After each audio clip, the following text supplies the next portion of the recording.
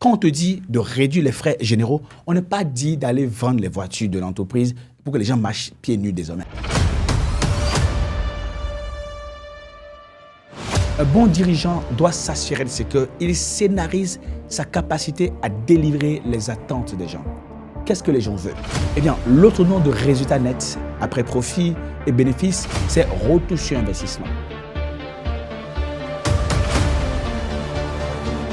C'est que les investisseurs ont une qualité que personne ne peut leur reprocher. Ils savent attendre pour se faire payer. C'est même d'ailleurs la clé de l'investissement. Si on t'envoie, il faut savoir t'envoyer.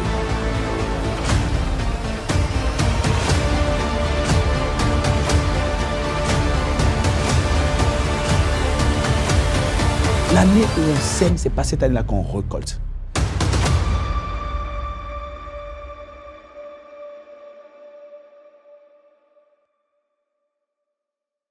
Salut, je suis Herman Gakpo et c'est un plaisir pour moi de vous retrouver pour ce nouveau numéro de votre podcast, The CEO Challenge. Podcast épisode numéro 112. Thème de notre épisode du jour, la réduction des charges, c'est pour les paniquer. Hein?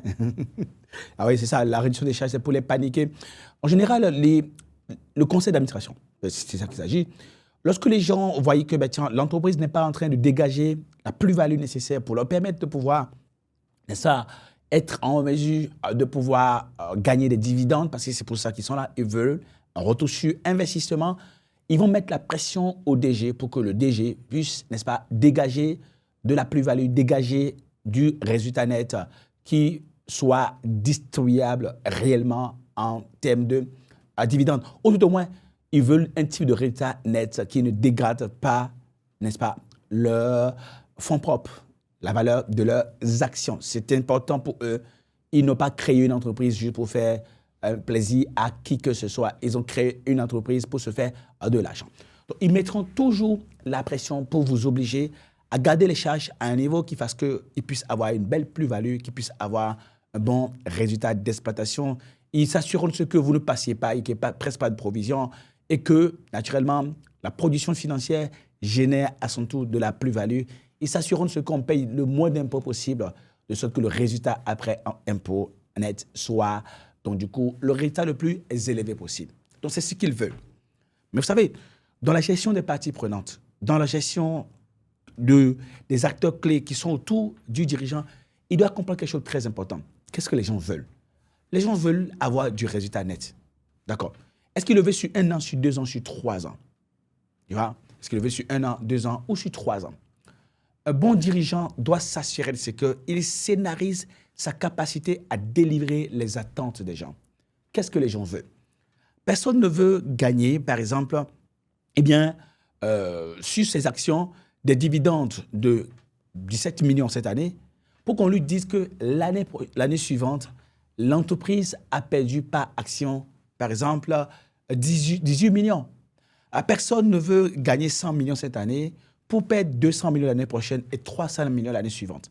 Les gens veulent gagner de l'argent, mais sur le court, moyen et long terme de façon structurée. Un bon dirigeant, lorsque son conseil d'administration lui met la pression pour améliorer la qualité du bas de bilan, il doit savoir exactement ce que les gens veulent. Les gens veulent gagner de l'argent sur le court, moyen et long terme. Parfois même, il ne faut pas oublier quelque chose de très important, c'est que les investisseurs ont une qualité que personne ne peut leur reprocher. Ils savent attendre pour se faire payer. C'est même d'ailleurs la clé de l'investissement. Aucun actionnaire ne met de l'argent cette année et va espérer du retour sur investissement l'année suivante. C'est ceux qui veulent faire ce qu'on appelle le cash and carry. Dans ce cas, ils ont besoin juste d'aller faire, n'est-ce pas, des paris, n'est-ce pas, aller jouer au paris sportifs, il y en a plein de paris maintenant, pour gagner de l'argent. Un investisseur, qu'est-ce qu'il fait? Il parie sur la durée. Et donc, quelle que soit la pression que ton conseil d'administration te met, quelle que soit la pression que les actionnaires mettent, ils veulent juste s'assurer de ce qu'ils vont finir par gagner structurellement et solidement de l'argent sur le court, moyen et long terme. Donc, ne te trompe pas, ne panique pas. Et quand on va te donner une instruction, dire réduisez les charges, vos charges sont trop élevées, il ne faut pas aller commencer par couper dans les charges. Pourquoi? Parce que lorsque tu coupes dans les charges, qu'est-ce qui va arriver? Eh bien, tu perds de vue le minimum incompressible en termes de CAPEX et en termes d'OPEX pour faire sur la durée le retour sur investissement attendu par tes actionnaires, par ton conseil d'administration.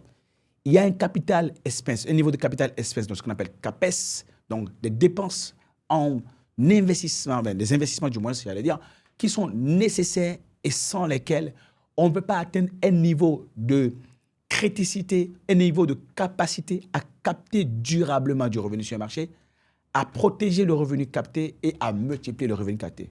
Il faut de l'investissement.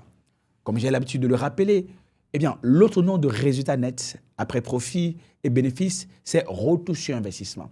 Donc, il faut de l'investissement. Donc, il ne faut pas se tromper en la matière. Il faut s'assurer de ce qu'on ne panique pas.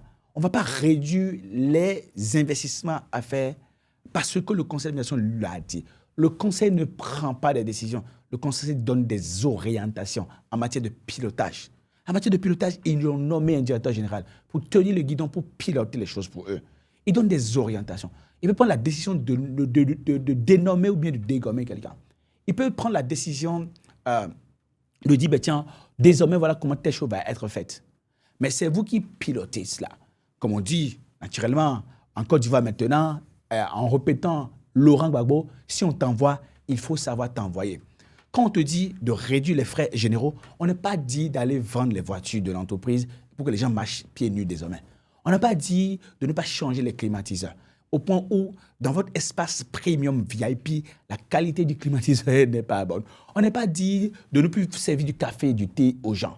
Ou bien, on est en train de te dire, assure-toi de ce que les charges-toi à un tel niveau que tu puisses dégager du résultat d'exploitation positif et qu'il n'y ait pas de provisions et que nous, on ait des dividendes à gagner, à encaisser dans le court, moyen ou long terme. Donc, si on t'envoie, il faut savoir t'envoyer. On dit réduire les frais généraux, ça ne veut pas dire ne dépense plus. Parce que le minimum incompressible en termes de coût d'investissement, en termes de charge d'investissement, tu ne peux pas réduire ça si tu veux être compétitif sur ton marché. La plupart des dirigeants oublient ça. Et donc, du coup, parce que le conseil d'administration a donné l'injonction de réduire les charges, ils paniquent. Rappelle-toi, la réduction des charges, c'est pour les paniquer. Mais comment on s'assure, donc, du coup, d'avoir un plan qui rassure son conseil d'administration, qui permet à son conseil d'administration qu'on va finir par faire les chiffres? Eh bien, il faut dire exactement comment tu comptes mettre en place les facteurs clés de succès et comment tu comptes financer les facteurs clés de succès et comment progressivement tu veux faire les chiffres qui sont attendus de toi. Et comme on l'a dit dans l'un des épisodes, eh bien, il va de soi qu'il y a quelques incompatibilités. L'année où on sème, ce n'est pas cette année-là qu'on récolte. L'essentiel, c'est s'assurer de ce que le premier trimestre, j'ai semé, le deuxième trimestre, j'ai semé, le troisième trimestre, j'ai semé et le quatrième trimestre, j'ai semé.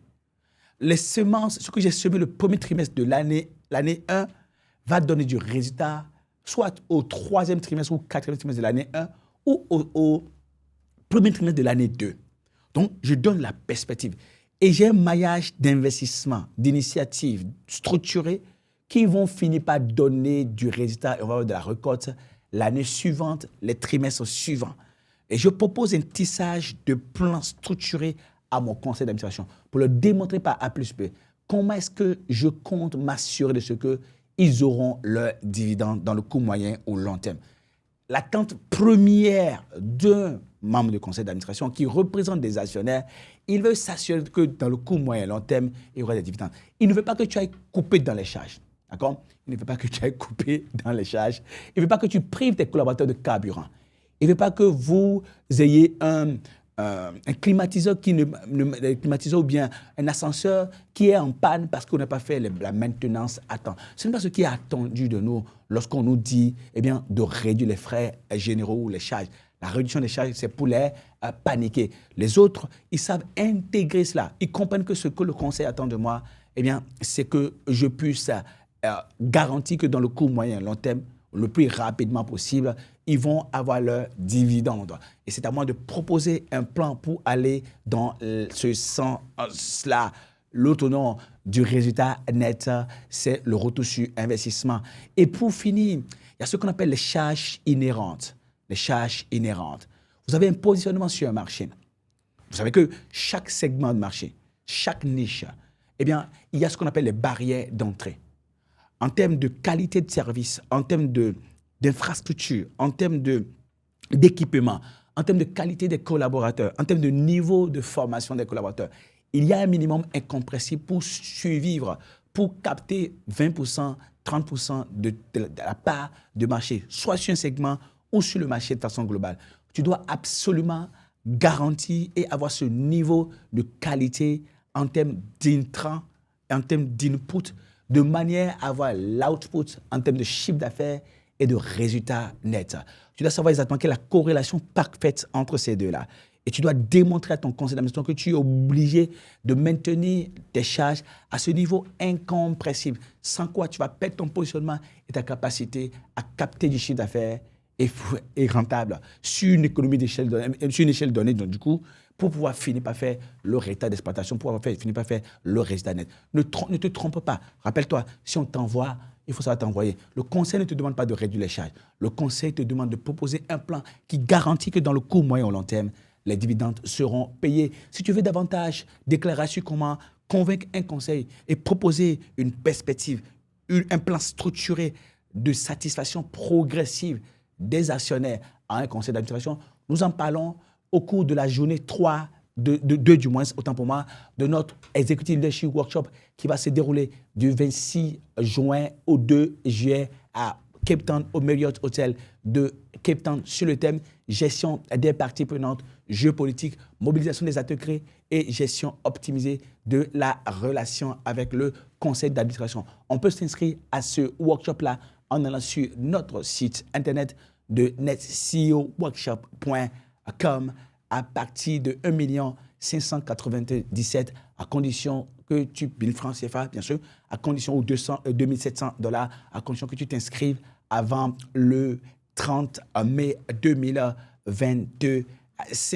Nous arrivons le 25 juin et nous partons le 2 juillet. Nous allons allier l'utile et l'agréable, mais surtout partager les expériences sur comment on gère les parties prenantes et comment on gère les actionnaires, comment on s'assure de ce qu'on satisfasse sur la durée, sur le court, moyen et long terme, avec de la perspective, de la structure et du schéma et des modèles clairs à leurs attentes. Allez, on se retrouve très vite pour un nouvel numéro de votre podcast, The CEO Challenge Podcast.